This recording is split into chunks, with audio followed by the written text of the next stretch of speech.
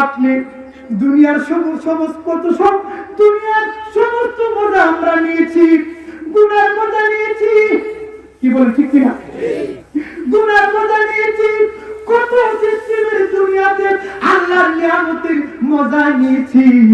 মাওলানা রুমি বলেছেন, নবীর প্রেম সমুদ্রের মজা যদি তুমি একবারই নিতে পারো, দুনিয়ার সমস্ত মজা তোমার কাছে তুচ্ছ মনে হবে।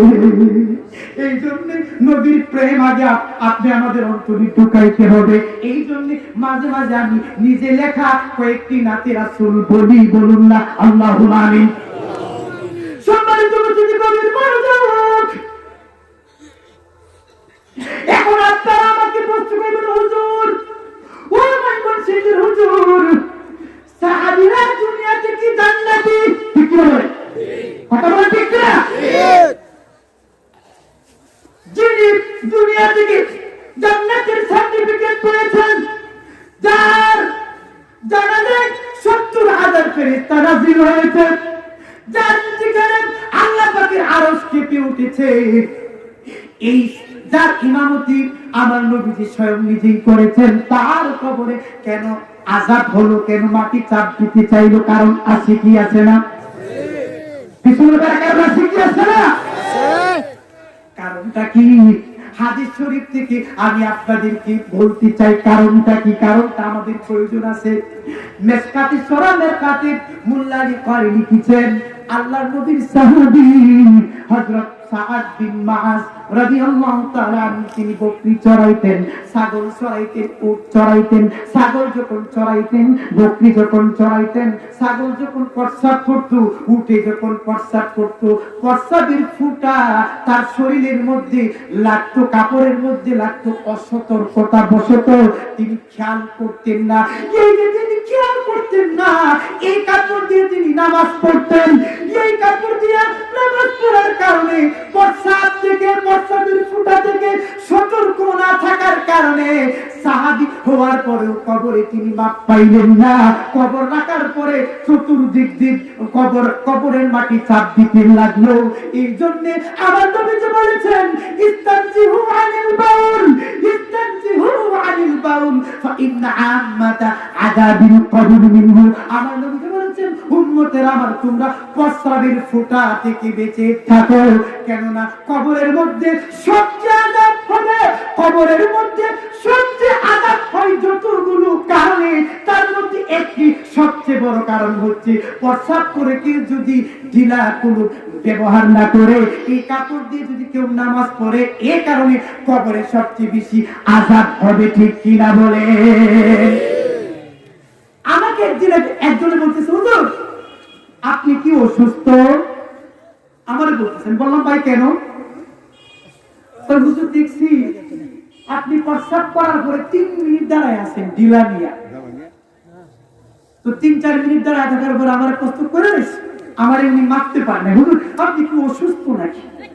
কি বলেন? আমাদের সমাজে এইরকম ঠাট্টা মানুষ আছে কি আছে না? 3 মিনিট পরে আমার বলতেছে, হুজুর আপনি কি অসুস্থ নাকি? আমি বললাম, ভাই কেন? আপনি আমাকে অসুস্থ বললেন কেন? আমি দেখছি আপনি প্রস্রাব করেছেন, প্রস্রাব করার পরে ঢিলা নিয়ে 3 মিনিট দাঁড়ায় রয়েছেন। এটা কি 3 মিনিট দাঁড়ায় থাকা লাগে? আমার মনে হচ্ছে বাড়িতে কতটুকু দাঁড়ায় থাকা লাগে?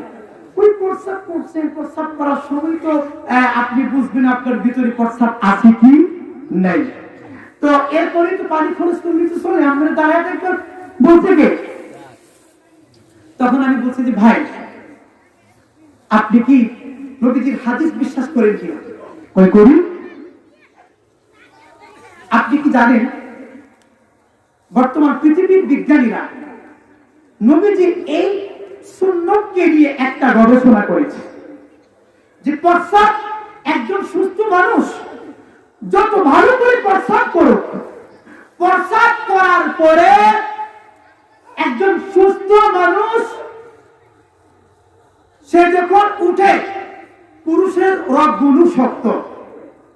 বিজ্ঞানীরা বলছেন উঠার পরে এই যে শুয়া শুয়া আস্তে আস্তে আস্তে আস্তে 3 থেকে 4 মিনিট পরে 1-2 ফোঁটা কাপড়ের মধ্যে পড়ে। পরে কি করেন? যারা পরীক্ষা করেছেন তারা জানেন। যেমন 1 গ্লাস পানি আপনি পুরোটা ফেলে দিলেন, নিক্ষেপ করলেন। আপনি দেখতেছেন এর এক ফোঁটাও পারে নাই, কিন্তু দেখবেন কিছুক্ষণ পরে প্রত্যেক শুয়ে শুয়ে আস্তে আস্তে আস্তে আস্তে এক দুই ফোঁটা জমা হয়ে গেছে, ঠিক কিনা বলেন? তো ধরুন ভাইরা আবার গভীর মনোযোগ, এটা আজকে যে মাহফিল, সামনে আশেপাশে কবরস্থান আছে কি আছে, গোরস্থান আছে কি আছে না? আপনি কি জানেন কার কবরে আযাব হচ্ছে, কার কবরে জান্নাতের ফল আছে, কার কবরে জাহান্নামের সাপ আছে, আর কার কবরে জাহান্নামের আপেল আছে? এটা কি আপনি জানেন? আপনি আমি জানি না, কিন্তু জানি এক শ্রেণীর আল্লাহর ওলিরা জানেন। কাশফুল কুবুর আছে, কাশফুল কুবুর, কবরের একটা নিয়ম আছে, জিকির করতে করতে আল্লাহর ওলিরা যখন কাশফুল জারি করে, তখন যে কোনো কবরের পাশে গিয়ে চক্ষু বন্ধ করে বলতে পারে কার কবরে আযাব হচ্ছে আর কে সুখে আছে। আল্লাহু আকবার। এটাকে বলা হয় কাশফুল কুবুর। কি বলা হয়? কাশফুল কুবুর। তখন আমি বললাম যে ভাই, আপনি আমাকে বলতেছেন আমি অসুস্থ, বিজ্ঞান বলতেছে নবীজির হাদিস, একজন সুস্থ মানুষ যত ভালো করে প্রস্রাব করুক না কেন, 2-3 মিনিট পরে তার আস্তে আস্তে শুয়ে শুয়ে আস্তে আস্তে 1-2টা ফুটা পড়ে। এই যে ফুটাটা পরে কেউ যদি প্রস্রাব করে, মনে করে আমার ভিতরে 1 ফুটা প্রস্রাব নাই, প্রস্রাব করে যদি কেউ পানি খরচ করে উঠে পড়ে, এই কাপড় দিয়ে যদি সে নামাজ পড়ে, তার শরীর, তার কাপড় অপবিত্র হওয়ার কারণে তার নামাজ হবে? নামাজ হবে? নামাজ হবে না। কবরে আযাব হবে কি হবে না? কবরে আযাব হবে কি হবে না? এই জন্য মুক্তাগাছের বাইরা হাদিসের ব্যাখ্যায় বলা হয়েছে আমার নবীজি ঢিলা ব্যবহার করতেন। প্রস্রাব যত ভালো করে করেন না কেন, প্রস্রাব করার পরে 2 থেকে 3-4 মিনিট পরে আপনারা ঢিলা ব্যবহার করবেন। ঢিলা ব্যবহার করে যখন বুঝবেন যে 1 ফোঁটাও আর নাই, তখন আপনি পানি খরচ করবেন, পানি দিয়ে ধুইবেন, মুস্তাহাব সওয়াব পাবেন। এই কাজটা যদি করতে পারেন, আল্লাহর পক্ষ থেকে কবরের আযাব থেকে আমার আল্লাহ আমাদেরকে বাঁচায়া দিবেন। বলেন আমিন। সম্মানিত উপস্থিতি, নবীজি বললেন আমার উম্মতেরা রে, তোমরা কবরের ফিতনা থেকে আল্লাহর কাছে মাপ চাও। কিসের ফিতনা? জুরি বলতে কিসের ফিতনা? এখন বলবেন কবরের ফিতনা কি? একজন মানুষকে যখন কবরে রাখার পরে 3টা প্রশ্ন করবে। 3টা প্রশ্ন আমরা জানি কি জানি না? মান রব্বুকা ওয়া মা দীনুকা ওয়া মান হাদার রাজুল। ফেরেশতা প্রশ্ন করবে তোমার রবকে, তোমার দিন কি? এই যে কবরে হাজির নবীজি মুহাম্মদ সাল্লাল্লাহু আলাইহি ওয়াসাল্লাম উনাকে চিনো কিনা, ঠিক কিনা বলেন? ওই সময়ে শয়তান, গভীর মনোযোগ, ওই সময়ের মধ্যে শয়তান আপনি আমার পূর্বে যারা মারা গেছে, গভীর মনোযোগ, আপনি আমার পূর্বে যারা মারা গেছে, ধরুন আমি ইন্তিকাল করেছি, আমার পূর্বে আমার পিতা মারা গিয়েছিলেন, আমার দাদা মারা গিয়েছিলেন, এই 3টা প্রশ্ন করার সময় ওই শয়তান আমার পূর্বে যারা মারা গেছে তাদের একজনের আকৃতি ধরে, একজনের আকৃতি ধরিয়া বলবে, যখন আপনি আমাকে প্রশ্ন করা হবে মা রব্বুকা, তোমার রবকে, তখন শয়তান মানুষের রূপ ধরে বলবে আমি আমি, আমারে বলো আমি আল্লাহ। বলেন নাউযুবিল্লাহ। সম্মানিত উপস্থিতি, কবরে এই ফিতনা থেকে বাঁচার জন্য গুনাহ ছেড়ে দিতে হবে, বেশি বেশি বেশি বেশি আল্লাহর কাছে তওবা করতে হবে। রাজি আছেন কিনা বলেন? সম্মানিত উপস্থিতি, গভীর মনোযোগ,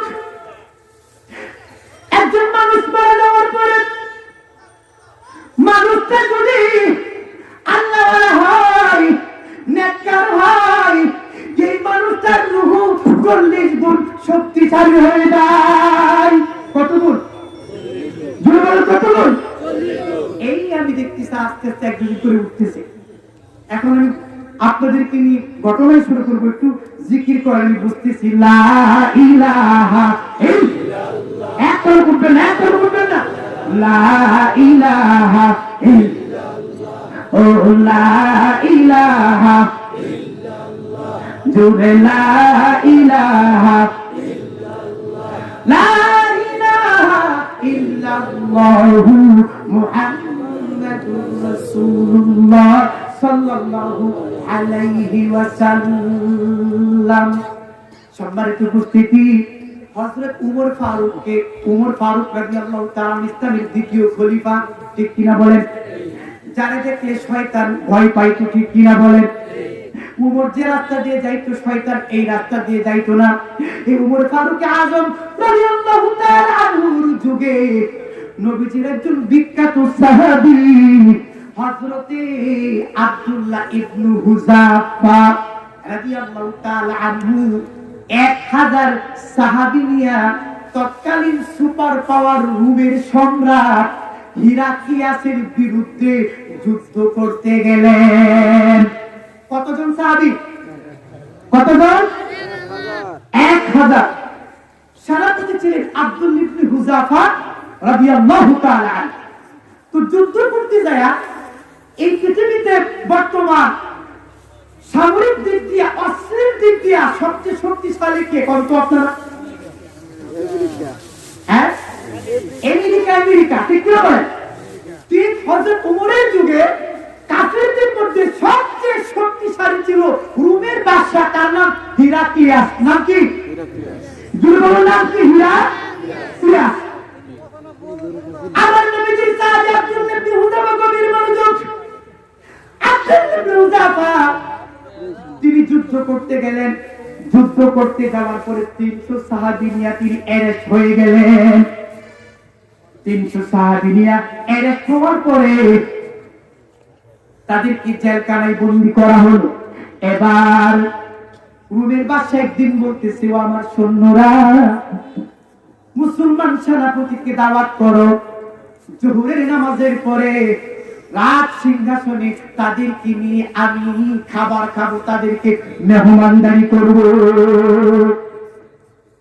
সম্মানিত উপস্থিতি, জেলখানার ভিতরে নবীজির বিখ্যাত সাহাবী হযরতে আব্দুল্লাহ ইবনে হুযাফাকে দাওয়াত করা হলো। ও সাহাবী, মুসলিম সেনাপতি, আপনাকে আমাদের বাদশা দাওয়াত করেছে, জোহরের নামাজের পরে আপ্যায়ন করবে, আপনি চাইছেন। সম্মানিত উপস্থিতি, 300 সাহাবী জোহরের নামাজের পরে রোমের বাদশার সিংহাসনে যায় হাজির হলো। সিংহাসনে হাজির হওয়ার পরে এবার রোমের বাদশা বলতেছে, ও আব্দুল্লাহ, ইজলিস মায়া ওয়াকুল মায়া, তোমার জন্য যে আমি স্বর্ণের একটা সিংহাসন রেখেছি, এই সিংহাসনের উপরে বসে দাও। সুবহানাল্লাহ। তো আব্দুল্লাহ ইবনে হুযাফা তিনি মনে মনে চিন্তা করতেছেন, ব্যাপারটা কি? আমি মুসলমান, আমরা মুসলমান, সে হলো খ্রিস্টান। আচ্ছা বলুন তো, কোন খ্রিস্টান, কোন হিন্দু, কোন বৌদ্ধ মুসলমানের ভালো চাইতে পারে? কি বলেন, পারে? আব্দুল্লাহ ইবনে হুযাফা তিনি চিন্তা করলেন, বিষয়টা কি? আমি তার বিরুদ্ধে যুদ্ধ করতে এসে অ্যারেস্ট হয়েছি, আমাকে মৃত্যুদণ্ড দেওয়ার কথা, তা না দিয়া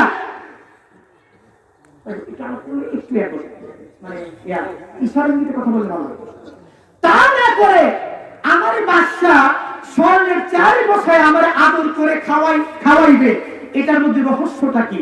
মুসলিম সেনাপতি আব্দুল্লাহ ইবনে হুযাফা তিনি চিন্তা করতে লাগলেন বিষয়টা কি। সম্মানিত উপস্থিতি, যাই কোটাই কাজ রোমের বাদশা বলতেছে, খ্রিস্টান বাদশা, ও আব্দুল্লাহ, মুসলিম সেনাপতি, তুমি কি জানো তোমারে কেন আদর করে আমি আমার ডান পাশে স্বর্ণের কুরসিতে বসিয়েছি? তুমি কি এটা জানো? তোমারে কেন আমি আজকে দুপুরের খাবার খাওয়াইবো, এটা রহস্য কি জানো?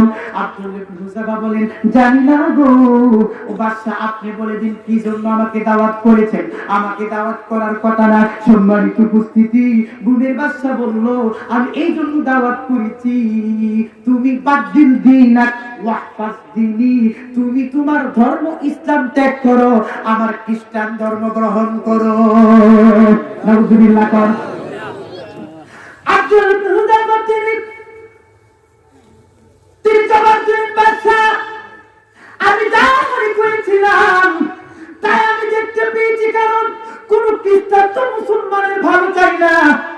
ও বাদশা, তুমি শুনো, লা আতরুকু দীনি, আমি ইসলাম গ্রহণ করে নবীর প্রেম সাগরে ডুব দিয়ে কালিমা পড়ে যে মজা পেয়েছি, যে আল্লাহর দিদার লাভ করেছি, আল্লাহকে পেয়েছি, এক সেকেন্ডের জন্য আমি ইসলাম ত্যাগ করতে পারবো না।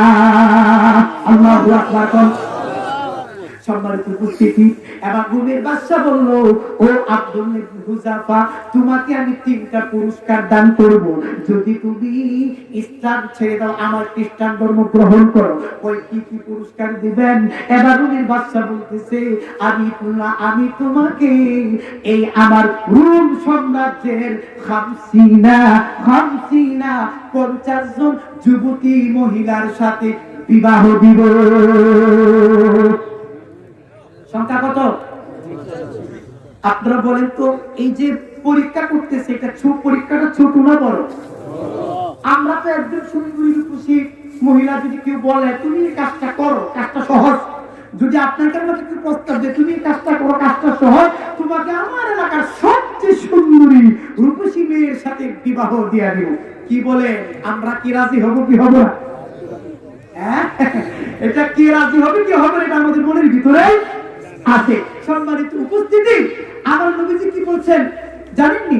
আমার নবীজি বলছেন, রাস্তা দিয়ে যদি একটা মেয়ে হেঁটে যায়, গভীর মনোযোগ, রাস্তা দিয়ে যদি খুব সুন্দরী রূপসী একটা মেয়ে হেঁটে যায়, আপনার মন চাচ্ছে তার দিকে তাকাইতে, শয়তান আপনার ভিতরে ওয়াসওয়াসা দিচ্ছে, একটু তাকাও, একটু একবারই তো বলে, কি বলে না? কি বলে? বলে কি বলে না?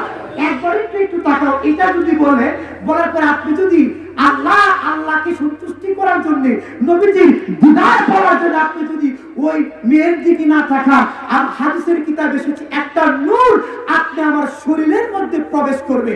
আল্লাহু আকবার। আরেকটা মেয়ের দিকে না তাকাইলে আরেকটা নূর ঢুকবে, আরেকটা মেয়ের দিকে না তাকাইলে আরেকটা নূর আপনি আমার শরীরের ভিতরে ঢুকবে। এইভাবে আপনি আমার প্রত্যেকটি মানুষের শরীরে 70,000 লোমকূপ আছে। কত হাজার লোমকূপ আছে? 70,000 লোমকূপ আছে। একজনের দিকে না তাকাইলে একটা নূর ঢুকে, আরেকজনের দিকে না তাকাইলে আরেকটা নূর কিতাবে লেখছে। এইভাবে একজন আল্লাহর ওলি, একজন মুসলমান কোন মেয়ের দিকে, মহিলার দিকে না তাকাইতে নূর ঢুকতে যখন 70,000 লোমকূপের মধ্যে 70,000 নূর ঢুকে, তখন এই মানুষটা আল্লাহ ওলি হয়ে যায়। এই মানুষটা যে দোয়া করে সাথে সাথে তা কবুল হয়ে যায়। আল্লাহু আকবার বলে। এই জন্য ইমাম গাজ্জালি বলেছেন, ইমাম গাজ্জালি কে ছিলেন? এখনো আমেরিকার বিশ্ববিদ্যালয়গুলোতে, ফ্রান্সের বিশ্ববিদ্যালয়গুলোতে, চীনের বিশ্ববিদ্যালয়গুলোতে আমাদের মুসলমানের ইমাম গাজ্জালি রহমাতুল্লাহের কিতাব পড়ানো হয়। যদিও তারা খ্রিস্টান, যদিও তারা মুসলমান পছন্দ করে না, মুসলমান হত্যা করতে, শহীদ করতেছে, ঠিক কিনা বলে? সেই ইমাম গাজ্জালি বলছেন, একজন মুসলমান, গভীর মনোযোগ, একজন মুসলমান তার ইসলামের যে আকর্ষণ কিভাবে পাবে জানার প্রয়োজন আছে কি আছে না? কিভাবে আছে কি আছে না? আমাকে একজন বলতেছে, হুজুর এই যে চেষ্টা করি নামাজে তো মজা পাই না, এই যে চেষ্টা করি, আমার স্ত্রী নতুন বিয়ে করছি, আমার স্ত্রী আমার বলে, তুমি নামাজে যাও না কেন? সবাই নামাজে যায়, তুমি জুমার নামাজও পড়ো না, কারণটা কি? তো হুজুর এই যে চেষ্টা করি নামাজের মধ্যে মন নিতে পারি না। তখন আমি ওই ছেলেকে উত্তর দিয়েছিলাম যে ইমাম গাজ্জালি রাহমাতুল্লাহ আলাইহি আপনার প্রশ্নের উত্তর জবাবটা দিয়েছে। কি জবাবটা দিয়েছে? ইমাম গাজ্জালি পবিত্র কোরআনুল কারীমের একটি আয়াত শরীফ পড়েছেন, আফামান শারাহাল্লাহু সাদরাহু লিল ইসলামি ফাহুয়া আলা নূরিন মির রাব্বি। আল্লাহু আকবার। ইমাম গাজ্জালি বলেছেন, কোন মুসলমান ইসলাম গ্রহণ করার পরে সে যদি গুনাহ না ছাড়ে, তাহলে ঈমানের নূর, ইসলামের নূর তার অন্তরে সে পায় না।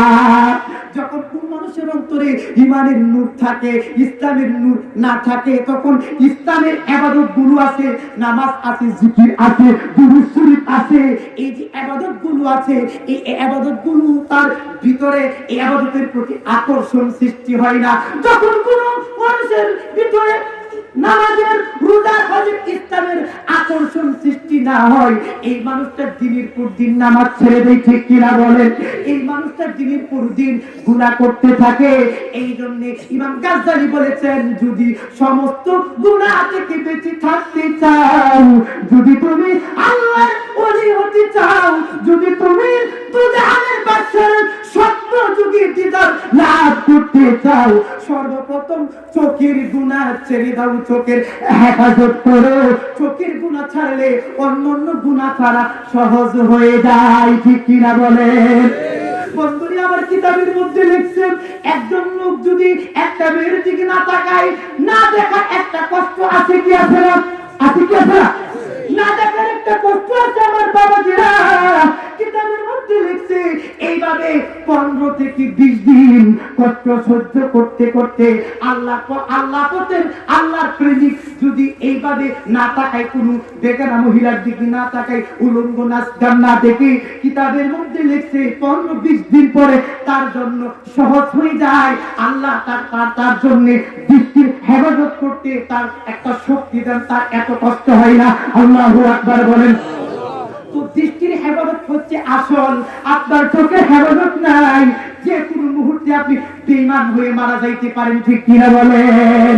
সম্মানিত উপস্থিতি, আমি বলতেছিলাম রুমের বাদশা বলল, আব্দুল্লাহ হুযাইফা ও মুসলিম সেনাপতি, তুমি যদি খ্রিস্টান ধর্ম গ্রহণ করো, ইসলাম ছাড়ো, তোমার 50টা যুবতী মহিলার সাথে বিবাহ দিয়া দিব। আর কি দিবেন? তোমার 2 নম্বর পুরস্কার, আমার রোম সাম্রাজ্যের আমি যে যে দেশগুলো শাসন করি, মালিক রাজা বাদশা, ওই দেশগুলোর 3 ভাগের 1 ভাগ তোমার রাজত্ব দিয়ে দিব। আর কি দিবেন? কয় আমার যত সিংহাসন আছে, সবচেয়ে সুন্দর সিংহাসনটা তোমাকে দান করব। এই 3টা পুরস্কার দিবেন। কয় হ্যাঁ দিব। সম্মানিত উপস্থিতি, এবার সাহাবী আব্দুল্লাহ ইবনে হুযাফা রাদিয়াল্লাহু তাআলা কি জবাব দিয়েছিলেন, এই জবাবটা শুনলে আপনারা খুশি হয়ে যাবেন। কেননা আল্লাহ বলেছেন, ওয়া ইযা কিলা লাহুম আমিনু কামা আমানান নাসু ক্বালু আনুমিনু কামা আমানাস সুফাহা। আল্লাহু ওলি আল্লাহর বাংলাদেশ, শাহজালালের বাংলাদেশ, রহম করো আল্লাহ, রহম করো আল্লাহ, ঠিক কিনা বলেন? এই বাংলাদেশে যা ইচ্ছা তাই করতে পারবেন না, আপনি ইসলামের বিরুদ্ধে কোন আইন জারি করতে পারেন না, কারণ এটা আপনার অধিকার নাই। এই বাংলাদেশকে সাজিয়েছে আল্লাহর ওলিগণ, শাহজালাল, শাহপরান, শাহ মাকদুম, এই আল্লাহর ওলিরা এই বাংলাদেশকে সাজিয়েছে, ঠিক কিনা বলেন? এই জন্য আমরা বলি, ওলি আল্লাহর বাংলাদেশ, শাহজালালের বাংলাদেশ, রহম করো আল্লাহ, রহম করো আল্লাহ। বন্যা ওলি আল্লাহর বাংলাদেশ, শাহজালালের বাংলাদেশ, রহম করো আল্লাহ, রহম করো। শাহজালালের বাংলাদেশ, শাহপরানের বাংলাদেশ, শাহজালালের বাংলাদেশ, শাহপরানের বাংলাদেশ, রহম করো আল্লাহ, রহম করো আল্লাহ। ওলি আল্লাহর বাংলাদেশ, শাহজালালের বাংলাদেশ, রহম করো আল্লাহ, রহম করো। কথা বলেন ঠিক কিনা? সম্মানিত উপস্থিতি, মাছের পেটে, মাছের পিঠে সোয়ার হয়ে শ্রাবণী রহমাতুল্লাহ আলাইহি বাগদাদ থেকে চট্টগ্রামে এসেছে ইসলাম প্রচার করার জন্য। মাস ওলির কথা মানে কি মানে না? আমি আসতেছি একটু পরে। আমি বলতেছিলাম, এবং আব্দুল্লাহ ইবনে হুযাফা রাদিয়াল্লাহু তাআলা আনহু তিনি কি জবাব দিয়েছিলেন? বাদশাকে শুনলে আপনারা খুশি হবেন। তিনি জবাব দিয়েছিলেন, ও বাদশা, 50 জন সুন্দরী রূপসী নারীর রূপ তুমি আমাকে দেখিয়েছো। লাউ আতাইতানি কুল্লা নিসাইন মিনাদ দুনিয়া লা আতরুকু দিন লা আতরুকু ইসলামান আইদিনা মুহাম্মাদিন সাল্লাল্লাহু আলাইহি ওয়াসাল্লাম। ওবাসারে 50 জন সুন্দরী নারী কেন, তামাম দুনিয়ার সমস্ত সুন্দরী রূপসী নারী যদি আমার ডান হাতে দেওয়া হয়, তোমার রাজত্ব কেন, তোমার 3 ভাগের 1 ভাগের রাজত্ব কেন, তামাম দুনিয়ার বাদশাহী যদি আমার বাম হাতে দেওয়া হয়, একটা সিংহাসন কোন, তামাম দুনিয়ার সমস্ত সিংহাসন যদি আমার কদমের সামনে রাখা হয়, 1 সেকেন্ডের জন্য নবীর প্রেম ইসলাম ধর্ম ছাড়তে পারবো না। আল্লাহু আকবার। আল্লাহু আকবার। আমরা সেই সাহাবীদের উত্তরসূরি, ঠিক কিনা বলেন? জীবন দিব ইসলাম ছাড়তে পারবো না, ঠিক কিনা বলেন? কিন্তু দুঃখের বিষয় পার্বত্য চট্টগ্রামে, দুঃখের বিষয় পার্বত্য চট্টগ্রামে কিছু গরিব মুসলমান কোরআন জানে না, হাদিস জানে না, ইসলামের দাম কত তারা জানে না, কালিমার দাম বুঝে না। খ্রিস্টান মিশনারিরা তাদেরকে টাকার লোভ দিয়া খ্রিস্টান বানিয়ে ফেলতেছে। নাউজুবিল্লাহ বলেন। সম্মানিত উপস্থিতি, এই জবাব দেওয়ার পরে রুমের বাদশা হিরাকে আসে, রাগান্বিত হয়ে গেল। রাগান্বিত হয়ে যাওয়ার পরে কঠিন ভাবে আব্দুল ইবনে হুযাফাকে চর দিতে লাগলো। কি দিতে লাগলো? চর দেওয়ার পরে সে ঘোষণা দিল, আমার সৈন্যরা দেরি করবে না, 10 মিনিটের ভিতরে লোহা গরম করো, 10 মিনিটের ভিতরে লোহা গরম করো, পেরেক গরম করো। পেরেক গরম করে মুসলিম সেনাপতিকে শুলের মধ্যে চড়ায়া দাও। চড়াই এই তার শরীরের মধ্যে শুল বিদ্ধ করে তাকে হত্যা করে ফেলো। দেখবো তার ইমানের পাওয়ার কত, তার ইমানের পাওয়ার কত। সম্মানিত উপস্থিতি, মুহূর্তের মধ্যে আব্দুল হুযাফাকে শাস্তি দেওয়ার জন্য রুম বাদশার সৈন্যরা লোহা গরম করলো, পেরেক গরম করলো, পেরেক গরম করে লোহা গরম করে আব্দুল ইবনে হুযাফা রাদিয়াল্লাহু তাআলা আনহুকে শুলের মধ্যে চড়ায় দেওয়া হলো। শুলের মধ্যে চড়ে যখন একটার পর একটা, আল্লাহু আকবার, ইমানের পরীক্ষা, মায়ানমারের মুসলমানরা ইমানের পরীক্ষা দিয়েছে, ঠিক কিনা বলেন? কথা বলেন, ঠিক কিনা? আমি ভিডিওতে দেখেছি।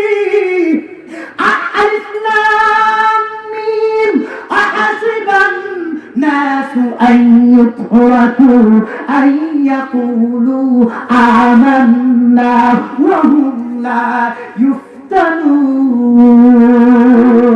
الله أكبر. ঈমান আনার পরে তোমাদেরকে দাবি করলে ছেড়ে দেওয়া হবে না, তোমাদেরকে ঈমানের পরীক্ষা নেওয়া হবে, ঠিক কিনা বলেন? ও বাংলাদেশের মুসলমানরা, উঠতে গেছেন আমার ভাইরা, আমরা তো ঈমানের পরীক্ষা এখনো দেই নাই। মায়ানমারের মুসলমানরা ঈমানের পরীক্ষা দিয়েছে, ঠিক কিনা বলেন? আমি দেখেছি জীবন্ত মুসলমানকে ধরিয়া আগুনে পুড়িয়ে দেওয়া হয়েছে, জীবন্ত মানুষকে। আমি ভিডিওর মধ্যে দেখেছি শিশু বাচ্চাকে ধরিয়া প্লাস দিয়া আর গুপ্তাঙ্গ টান দিয়ে ছিঁড়ে ফেলেছে। শিশু বাচ্চা মুসলমান চিৎকার করতে করতে দুনিয়া থেকে বিদায় নিয়ে শহীদ হয়েছে। তেমনি ভাবে কাশ্মীরের মুসলমানদেরকে ঈমানের পরীক্ষা দেওয়া লাগছে কিনা বলেন? আপনি জানেন না 40 বছরের ভিতরে 90,000 মুসলমান শহীদ করেছে। 10,000 ভারতের সৈন্যরা, ভারতের উগ্রবাদী জাহান্নামের কুকুরগুলো কাশ্মীরের মুসলমানদের মা বোনদের, 10,000 মা বোনদেরকে দর্শন করেছে, হাজার মানুষদেরকে হত্যা করেছে। এগুলো হত্যা যে করেছে, কোন দিন আমাদের এই বাংলাদেশে আক্রমণ করে সাবধান থাকতে হবে। আপনারা জানেন না, কিছুদিন পূর্বে বিজিবি এক নেতা হুঁশিয়ার করে দিয়েছে যে বাংলাদেশে ভারতের সেনাবাহিনী পাঠাতে হবে, অর্থাৎ বাংলাদেশ দখল করতে চাচ্ছে। তাদের পত্র পত্রিকায় সুস্পষ্টভাবে আমার কাছে প্রমাণ আছে। আমরাও জানিয়ে দিতে চাই, আমরা নবীর উম্মত, নবীর আছে, আল্লাহর বান্দা, আমরা উমরের উত্তরসূরি, আমরা আবু বকরের উত্তরসূরি, খালিদ বিন সাইফুল্লাহর উত্তরসূরি, শাহজালালের উত্তরসূরি, শাহজালালের উত্তরসূরি। বাংলাদেশের 1 ইঞ্চি মাটি যদি কোনো বিদেশি শক্তি নিতে দেখতে চাই হার দূর ভেঙ্গে বিদেশে পাঠায় দিব, ঠিক কিনা বলে? আপনারা রাজি আছেন কি আছেন না? নারায়ে তাকবীর, নারায়ে রিসালাত। একের পর এক ষড়যন্ত্র চলছে। আমার আওয়ামী লীগ করার প্রয়োজন নেই, আমার বিএনপি করার কোনো প্রয়োজন নেই, আমার জামাত করার কোনো প্রয়োজন নেই, কিন্তু আমার আল্লাহ, আমার কুরআন, আমার হাদিস আমাকে এই অধিকার দিয়েছে আমার ঈমান আগে রক্ষা করতে হবে, ঠিক কিনা বলে? আমার ইসলাম আগে রক্ষা করতে হবে। আমি মুসলমান, আমার সামনে সে যেই ঠোঁটটা গেল, নবী কুলের সম্রাট, সাত আসমানের নবী, সাত জমিনের নবী, সমস্ত নবীগণ আত্মার জগতে আমার নবীর উপর ঈমান এর উম্মত হয়ে গেছে। আল্লাহু আকবার। সমস্ত নবীগণ আমার নবীর উম্মত, বিশ্বাস হয় কি হয় না? আহা, এটা একটা নতুন কথা হয়ে গেছে। কিতাব নিয়ে আসছি একটা, কারণ কিতাব তো কিছু লাগে, কিতাবাদি কিছু না থাকলে বলা হয় যে ওয়াজ সুবিধা করলো না। এই কিতাবটা যিনি লেখছেন সম্পূর্ণ আরবি কিতাব, এখানে কোন জের জবর নাই। কিতাবটা যিনি লিখছেন ইমাম জালালউদ্দিন সুয়ুতী রাহমাতুল্লাহ আলাইহি, 2 লক্ষ হাদিসের হাফিজ ছিলেন। আল্লাহু আকবার। 700 বছর আগে ওনার জন্ম। নবীজিরে 70 বার স্বপ্নে দেখছেন। কতবার? এই পিছনের মুরব্বি বাজাররা রাগ করেন না, কতবার স্বপ্ন দেখছেন? 70 বার। একবার দেখলে জাহান্নাম হারাম হয়, হাদিসে আছে কি আছে না? সনদ সহ 2 লক্ষ হাদিস মুখস্থ করার পরে হাফিজ তো মিআতাই আলফ হাদিস, আলফি হাদিসিন, উনি বলেছেন লাউ ওয়াজাদতু আকসারা মিনহু লাহাফিজতুহু। ও জগতের মানুষ, 2 লক্ষ হাদিসের পরে আমি যদি আরো হাদিস পাইতাম সেগুলো মুখস্থ করে নিতাম। আল্লাহু আকবার। 500 কিতাব লিখছেন, 500। জগতের মধ্যে এমন কোন আলেম নাই যে বলবে ইমাম সুয়ুতীর কিতাব ছাড়া আমি আলেম হয়েছি। তাফসীরে জালালাইনের প্রথম অংশের লেখক উনি কিতাব লিখেছেন খাসাইসুল কুবরা। কিতাবের নাম কি? খাসাইসুল কুবরা। আজ থেকে 3 সপ্তাহ আগে মিশরের লেবাননের রাজধানী বৈরুত, ওখান থেকে 2000 টাকা দিয়া 2 খণ্ডের কিতাব কিনেছি। মারহাবা। তো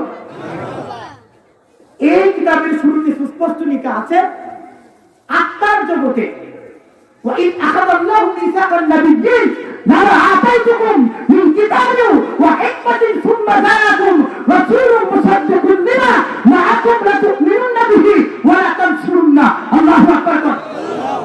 উনি বলতেছেন জগতের মানুষ নবীকে চিনো না, নবীর ইজ্জতের হানি করা হয়, নবীর সাথে বেয়াদবি করা হয়। আত্মার জগতে 1 লক্ষের উপর নবী, লাতুমিনুন্না বিহি, আল্লাহ যখন বলেছেন তোমরা আমার হাবিবের উপর ঈমান আনো, 1 লক্ষের উপর নবী আমার নবীর উপর ঈমান এনে আমার নবীর উম্মত হয়ে গেছেন। আল্লাহু আকবার। আপনি মুসলমান দাবি করবেন, আপনার যদি শক্তি থাকে, আপনি যদি সত্যিকারের মুসলমান দাবি করেন, আপনার সামনে যদি আমার নবীর সামনে কোন ব্যক্তি বেয়াদবি করে, আমার ইসলামের সাথে কোন ব্যক্তি বেয়াদবি করে, তার প্রতিবাদ করতেই হবে, করতেই হবে। যদি আপনি না করেন, আপনি সত্যিকারের মুসলমান না, আপনি আমি মুনাফিক মুসলমান হিসাবে দুনিয়াতে বসবাস করবো। কিয়ামতের দিন শক্তি থাকা সত্ত্বেও আমার নবীর দুশমনকে আমি সাইজ করলাম না, কিয়ামতের দিন নবীজি আপনি আমাকে সুপারিশ করবেন না, ঠিক কিনা বলেন? ঠিক কিনা? সম্মানিত উপস্থিতি, গভীর মনোযোগ।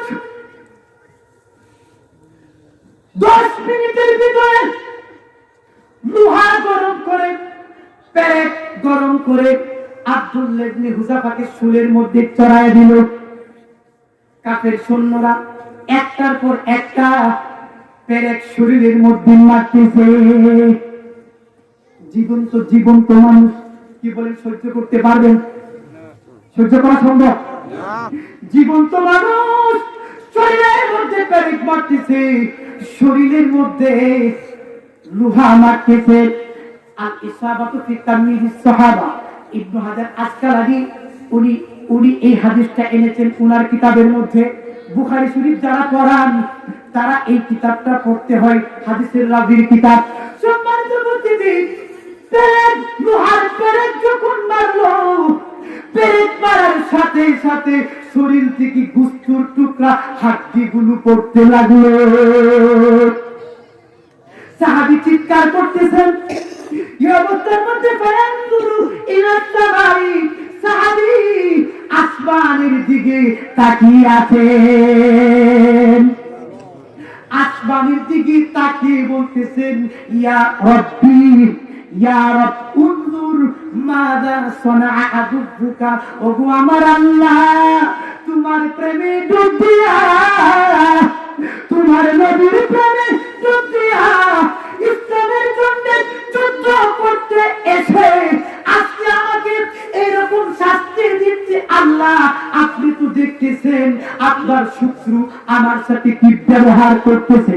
সম্মানিত উপস্থিতি, এই কথা বলার পরে আমার আল্লাহর রহমতের দুনিয়ার মধ্যে একটা জোশ মেরেছে। সম্মানিত উপস্থিতি, সাহায্য কাকে বলে? ঈমান যদি 100 হয়, কত কত জীবন কত কত, ঈমান যদি 100 হয়, সাহায্য আল্লাহর পক্ষ থেকে আসে। হাজারো হাজারো প্রমাণ আছে, হাজারো হাজারো প্রমাণ আছে।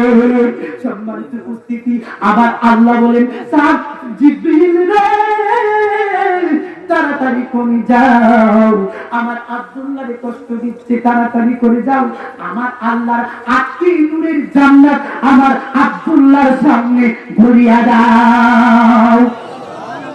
উম্মতের কান্দার নবীজি রহমতের ভান্ডার, না উম্মতের কান্দার নবীজি রহমতের ভান্ডার, তুমি বিনে রোজ হাসরে কে করিবে পার, কন্যা তুমি বিনে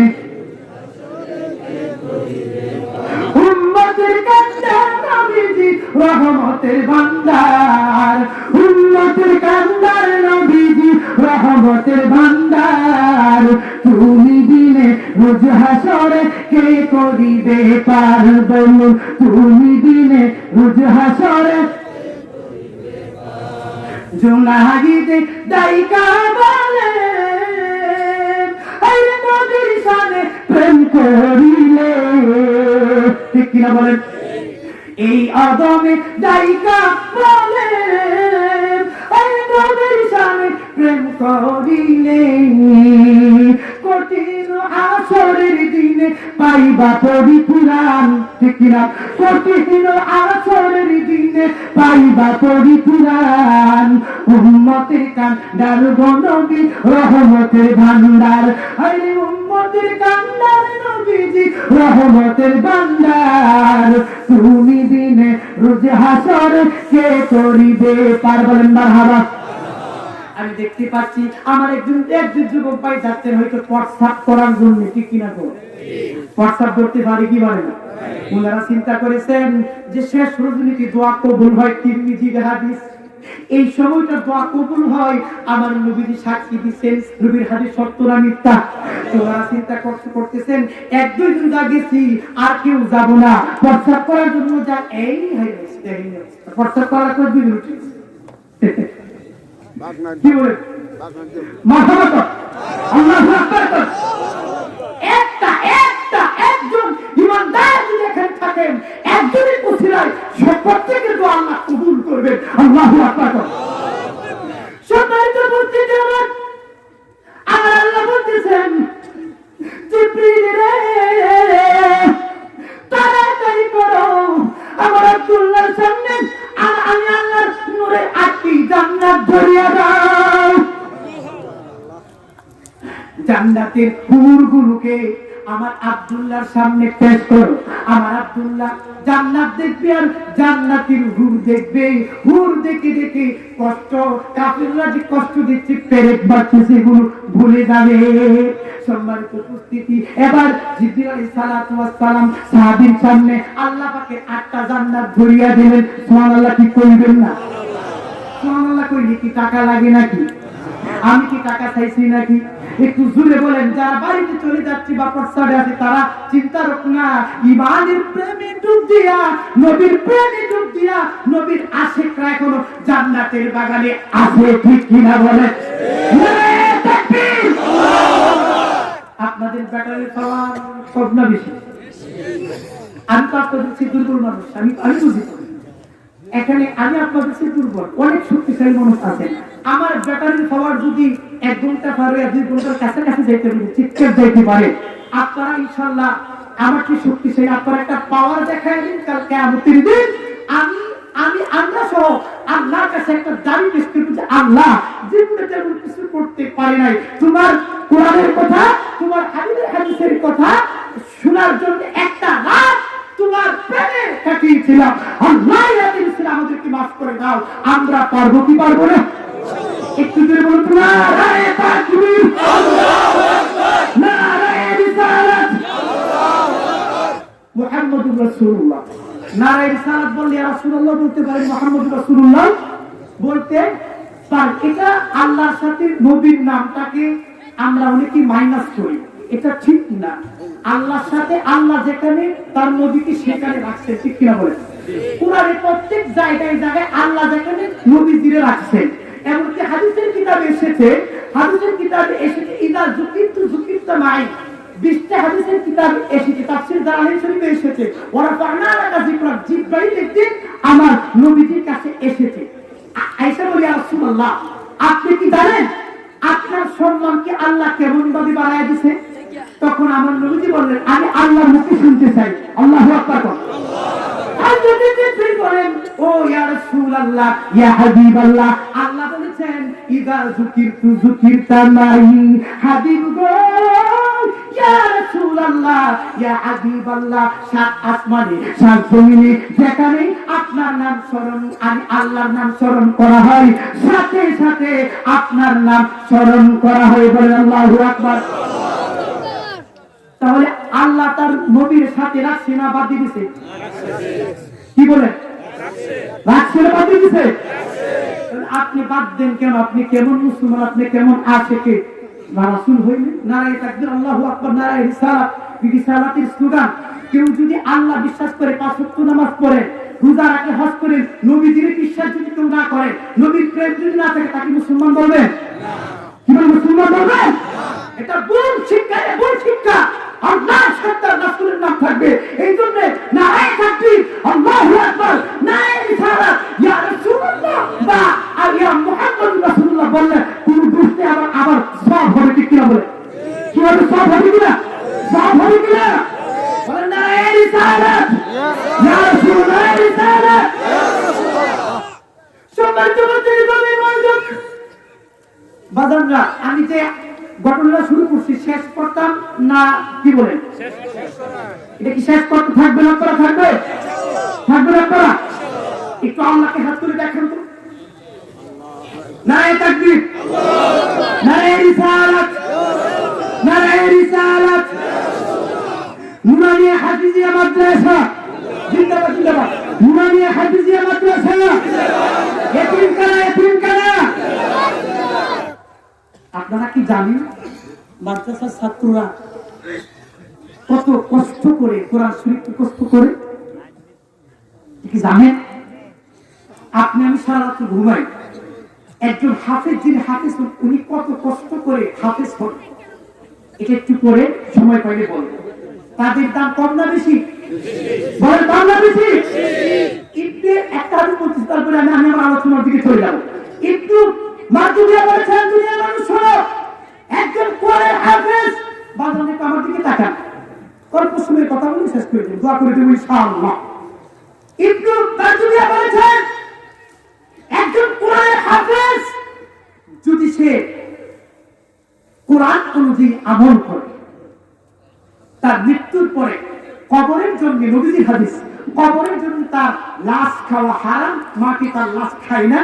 তার মৃত্যুর পরে কিয়ামত পর্যন্ত এই যেভাবে তাকে রাখা হয়েছে ঠিক এইভাবে থাকবে, একটা চুল পর্যন্ত নষ্ট হবে না। আল্লাহু আকবার। এই হচ্ছে হাফিজের মর্যাদা। এটা একটা কথা করছি, হাফিজের মর্যাদা কোনো শেষ নাই।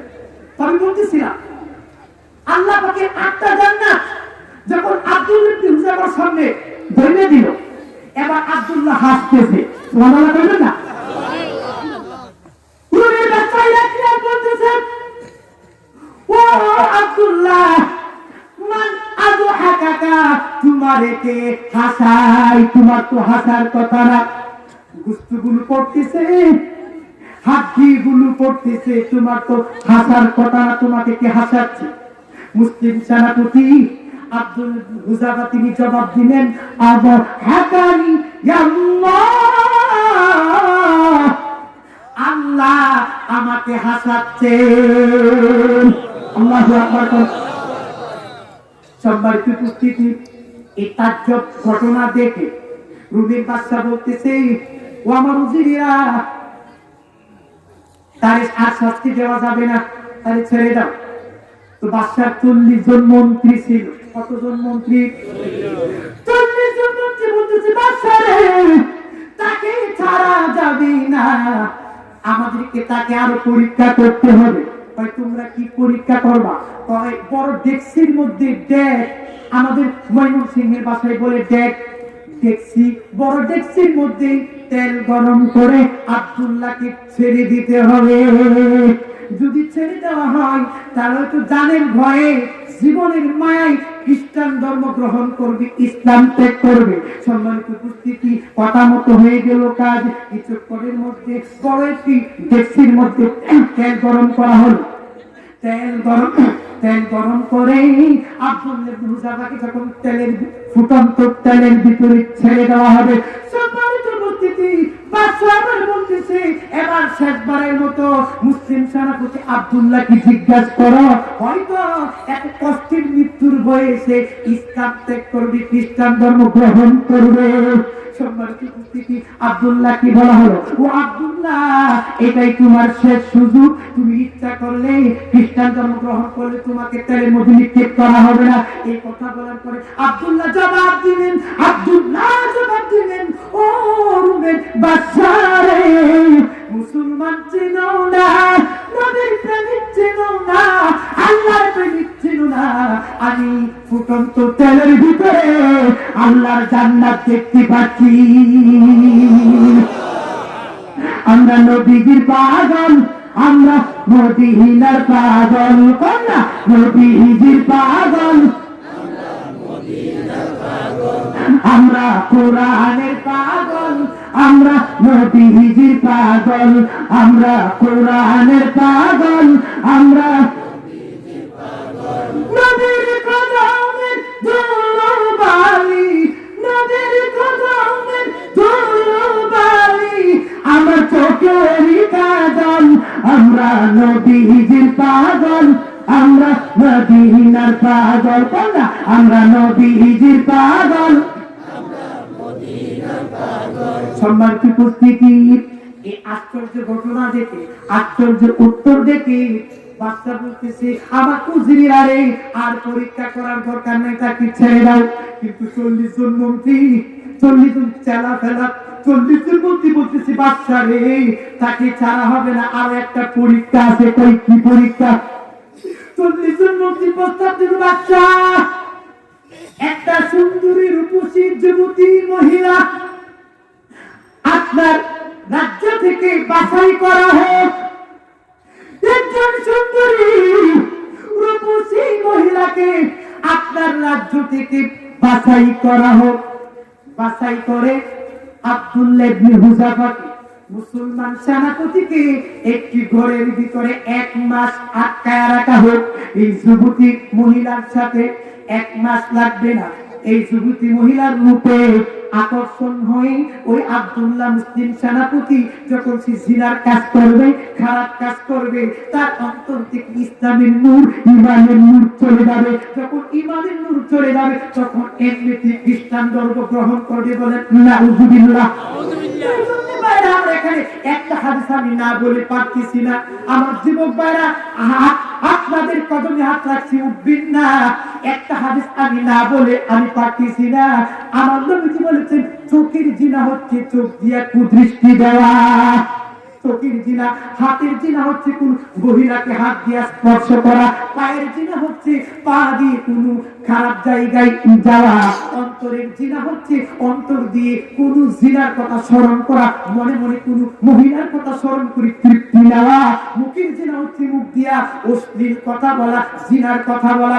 এই জন্য তিরমিজির হাদিস আমার নবী বলেছেন, কোন ব্যক্তি যদি উলঙ্গ নাচ গান দেখে, উলঙ্গ নাচ গান টিভি সিডিতে বেশি হয়, আমরা বর্তমানে যা দেখতেছি, ও হুঁশিয়ার করে দিয়েছেন আমার নবীজি, চোখের জিনা হচ্ছে চোখ দিয়া উলঙ্গ নাচ গান দেখা। তিরমিজির হাদিস, একজন মানুষ যখন জিনার কাজ করে ঈমানটা তার কলবের ভিতরে থাকে না, মাথার উপরে বাঁচতে থাকে, ঠিক কিনা বলেন? ওই সময় যদি তার আজরাইল চলে আসে, তার মৃত্যুর সময় সে মুসলমান না হয়ে মারা যাইতে পারে, বেঈমান হয়ে মারা যাইতে পারে। এই জন্য সম্মানিত উপস্থিত, কঠিন পরীক্ষা। এই 40 জন মন্ত্রী বলল, ও আমার বাদশা, একজন সুন্দরী রূপসী মহিলাকে দিয়া একটা মাস যদি আব্দুল্লাহকে নির্জন একটি করে আটকিয়ে রাখা হয়, তাহলে তার ঈমান নষ্ট হয়ে যাবে। সম্মানিত উপস্থিতি, কথা কথা মতো কাজ। একজন সুন্দরী রূপসী মহিলাকে নির্বাচিত করে একটি নির্জন কামরার ভিতরে যখন পাঠায় দেওয়া হলো, সম্মানিত উপস্থিতি, 1 মাস পরে, কত মাস পরে? ঈমান, তাদের ঈমানের পাওয়ার কত আর আমাদের ঈমানের পাওয়ার কত, এটা বুঝাইতে চাচ্ছি। সম্মানিত উপস্থিতি, 1 মাস পরে, 1 মাস পরে জেলখানা থেকে আব্দুল্লাহ ইবনে হুযাফা সুন্দরী রূপসী মহিলাকে আনা হলো। আনার পরে জিজ্ঞাসা করা হলো, ও আব্দুল্লাহ, তুমি তার সাথে কয়বার কি করেছো? নাউযুবিল্লাহ। আব্দুল্লাহ ইবনে হুযাফা তিনি জবাব দিলেন, বাদশা রে, আমি যদি বলি ইন কুনতু মাআকা মা ফাআলতুহা, আমি যদি বলি একবারের জন্য নির্জন ঘরে 1 মাস থাকার পর আর কেউ নাই, আমি যদি বলি তার সাথে কোনো কিছু করি নাই, তুমি বিশ্বাস করবে না। তো তুমি যাকে পাঠিয়েছো তারে জিজ্ঞাসা করো, তার কাছে জবাব নাও, আমি তার সাথে কি করেছি। সম্মানিত উপস্থিতি, এই কথা বলার পরে এবার বাদশা সুন্দরী রূপসী মেয়েকে জিজ্ঞাসা করল, ও সুন্দরী, তোমার সাথে আব্দুল মুসলিম সেনাপতি কি কয়বার খারাপ কাজ করেছে? সুন্দরী মহিলাটা জবাব দেই, ও বাদশা, 1 মাস আমি মুসলিম সেনাপতির সাথে ছিলাম, 1 মাস আমি মুসলিম সেনাপতির সাথে ছিলাম। আমি বুঝলাম না, এই মুসলমান ব্যক্তি, কালিমা পড়নেওয়ালা ব্যক্তি, সে কি পাথর না মাটি না গাছ, আমি বুঝতে পারলাম না। উলঙ্গ, মাঝে মাঝে উলঙ্গ হয়েছি, উলঙ্গ হয়ে তার সাথে আমি আমার দিকে আকৃষ্ট করতে চেয়েছি, খারাপ কাজ করতে চেয়েছি। 1 মাস পর্যন্ত আমাকে স্পর্শ করবো তো দূরের কথা, 1 সেকেন্ডের জন্য আমার দিকে তাকাই নাই। আল্লাহু আকবার। এই হচ্ছে মুসলমান, এই হচ্ছে আমার নবীজির সাহাবী। সম্মানিত উপস্থিতি, ওই তুমি তাহলে ওই যুবক কিভাবে 1 মাস জেলখানার মধ্যে তোমার সাথে ছিল? কি বললেন, আমাদের পক্ষে কি সম্ভব? সম্ভব? 1 মাস না 1 ঘন্টা যদি কেউ বলে, হুজুর 1 ঘন্টা যদি কেউ বলে, কিন্তু আপনি একটা সুন্দর রূপসী মেয়ের সাথে 1 ঘন্টা ফ্রি দেওয়া হইল, ফ্রি, কি হইবে তো বুঝতেই পারেন, যদি আল্লাহ না হয়। 1 মাস পর্যন্ত 1 সেকেন্ড, 1 মাস 1 সেকেন্ড নির্জন ঘরে সবচেয়ে সুন্দর রূপসী মহিলার দিকে তাকাই নাই। আল্লাহু আকবার। বাদশা জিজ্ঞেস করল, ও সুন্দরী, তুমি তার সে কিভাবে জীবন অতিবাহিত করেছে? আমি শুধু শুনেছি, সামি'তু মিন কওলিহি লা ইলাহা ইল্লাল্লাহু মুহাম্মাদুর রাসূলুল্লাহ সাল্লাল্লাহু আলাইহি ওয়াসাল্লাম। 1 মাস পর্যন্ত শুধু কালিমার আওয়াজ শুনেছি, কালিমার জিকির করেছে। সম্মানিত উপস্থিতি, এবার বাদশা বলতেছে, হুজুরের আগে আমি আগেই বলেছিলাম তারই পরীক্ষা করে কোনো লাভ নাই, তাকে ছেড়ে দাও। এবার বলতেছে, না, শেষ মাসে একটা পরীক্ষা দরকার। কি পরীক্ষা? 3 মাস একটা করে আটকায় রাখতে হবে, কোনো খাবার দেওয়া যাবে না, শুধু মদ আর শুকুরের গোশত দিতে হবে। নাউজুবিল্লাহ।